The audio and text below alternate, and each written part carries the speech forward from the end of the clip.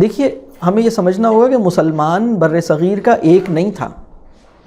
بر صغیر کا مسلمان اس کی قدر مشترک صرف ایک تھی کہ وہ ہر جگہ پٹ رہا تھا. اس کی قدر مشترک صرف ایک تھی کہ وہ محکومی اور محرومی کی نفسیات اس کے اندر ایک قدر مشترک تھی. اس کے اندر للہیت کا عنصر قدر مشترک نہیں بنا تھا اس وقت. یہ ہمیں سمجھنے کی ضرورت ہے. اور بر صغیر کے اندر مسلمانوں کا پھیلاؤ، بر صغیر بہت بڑا خطہ تھا. بر صغیر کے اندر طرح طرح کے، بر صغیر کا پٹھان، بر صغیر کے پنجابی، بر صغیر کے لکھنؤ کے لوگ، بر صغیر کے مدراسی، بر صغیر کے بنگالی، بر صغیر کے بہاری، بر صغیر کے یو پی والے، بر صغیر کے بلوچی، بر صغیر کے سندھی. لیکن بر صغیر کے جو مسلمان تھے، یعنی ہوا کیا کہ ہماری ایک بڑی سماجی ضرورت، ہماری ایک بہت بڑی انفرادی ضرورت، ہماری بہت بڑی انفرادی ضرورت تھی. اور ہماری انفرادی ضرورت یہ تھی کہ ہمیں، یعنی ایک ضرورت وہ تھی جس کا اس وقت کے لوگوں کو شدت سے احساس تھا، ایک ضرورت وہ تھی جس کا اس وقت کے لوگوں کو شدت سے احساس نہیں تھا. ہمیں پہلے یہ سمجھنا ہوگا. ہماری وہ ضرورت جس کا ہمیں شدت سے احساس ہو گیا تھا اور وہ ہماری قدر مشترک بنی ہوئی تھی، وہ یہ تھی کہ ہم محکوم ہیں، ہمیں آزادی کی ضرورت ہے. ہم یہاں ہمارے ساتھ زیادتی ہو رہی ہے، ہمیں جو ہے وہ ہمیں مشکلات کا سامنا ہے، اور ایک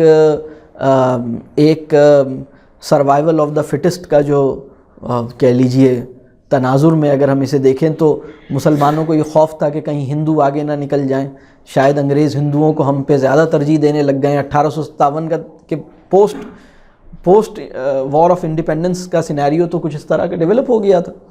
تو مسلمانوں میں ایک خوف اور ایک انسیکیورٹی کا عنصر تھا. فرد کی سطح پر مسلمانوں کو یہ مشکل تھی، اور اس مشکل کا اور اس پریشانی کا انہیں شدت سے احساس بھی تھا، اور یہ ان کی ضرورت بھی تھی، اور یہ ان کی جائز ضرورت تھی کہ ان کے معاشی مسائل حل ہوں، ان کا جو سماجی اور شخصی تشخص ہے وہ بحال کیا جائے، ان کا جو احساس ہے محکومی والا جس کے نتیجے میں ان کے اندر ایک غلامی کا سا احساس ہے، اس کا ازالہ ہو کسی طرح سے. تو یہ ان کی بڑی ضرورت تھی. ان کی ایک اور بھی بہت بڑی ضرورت تھی، اور ان کی بہت بڑی ضرورت تھی کہ ان کی دوسری بڑی ضرورت تھی جو کہ زیادہ بڑی ضرورت تھی، وہ تھی ان کے ایمان پہ کام کیا جائے، ان کی جو علم کی کمی ہے وہ دور کی جائے، ان کے جو اخلاقی مسائل ہیں وہ حل کیے جائیں، ان کی تربیہ کی جائے، ان کا تزکیہ کیا جائے، ان کو دینی شعور عطا ہو. یہ بھی مسلمانوں کی بہت بڑی ضرورت تھی. اور مسلمان اس وقت ایک نہیں ہوئے تھے.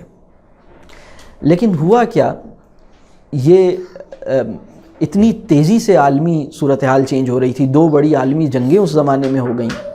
یہ آپ 1906 سے 1947 کے درمیان 2 بڑی عالمی جنگیں ہوئیں. اس کے دوران آپ کی خلافت عثمانیہ جو ہے وہ ختم ہو گئی. اس دوران میں آپ کی دنیا میں نیشن اسٹیٹس ایمرج ہونا شروع ہوئیں، ایمپائرز تحلیل ہونا شروع ہوئیں. یہ دنیا کے اندر بہت بڑے چینج آ رہے تھے. پھر دنیا میں پھر بر صغیر کے لوگوں کو یہ نظر آ رہا تھا کہ اب انگریز جو ہیں وہ اپنا کوئی لانگ ٹرم فیوچر انڈیا کے ساتھ اس طرح نہیں جوڑ رہے، اور وہ اب کچھ ان کا ہمیں پلان جو ہے یہاں رکنے والا نہیں نظر آتا. اس کا احساس لوگوں کو ہونے لگا تھا. تو ایسی صورتحال میں، اور یہ بہت قوموں کی تاریخ میں یہ 40-50 سال کا پیریڈ کوئی بڑا پیریڈ نہیں ہے. قوموں کی تاریخ میں یہ ایک بہت چھوٹا پیریڈ ہے، اس کی حیثیت بہت چھوٹی ہے. تو 1906 سے 1947 جو کہ صرف 41 ایئرز ہے، بہت فاسٹ، بہت ہی اسپیڈی ڈیولپمنٹس ہوئی ہیں.